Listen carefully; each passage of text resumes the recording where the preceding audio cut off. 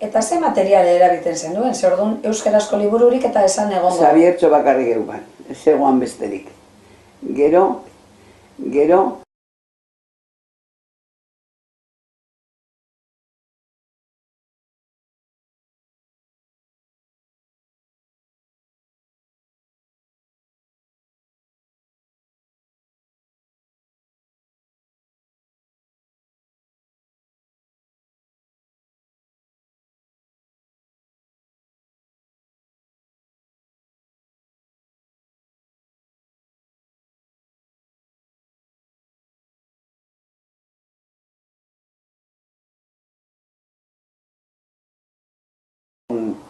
bustinezko kanikak, motzok, kanikatzuk, horrek batekoak ziren, batekoak.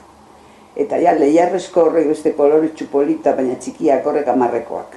Eta ja, handiagoa 100-ekoa da. Eta abestia zen, ume batek, edo bik, edo hiruk, batek dekoazean 3 kanika, besteak 2 edo 10-ekoa osatu behar zen. Kanika polita, daudan. Dendan gure Mikeltxu kanika trukatzen eta 10-eko poli bat honen truk eman badeza. Orduan, 10-ekoa osatu behar zen, 10-ekoa osatu zenban.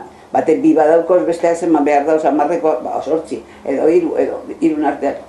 Holan, batuketa eta matematikaz egiteko. Gero, sotzakaz, horrek palillo, horrek zapadak, horrekaz be, irudiak lurrean, zetan lurrean jarrita esaten zat. Holan jarrita lurrean nolantxe jarrita, lurrean gauzakit.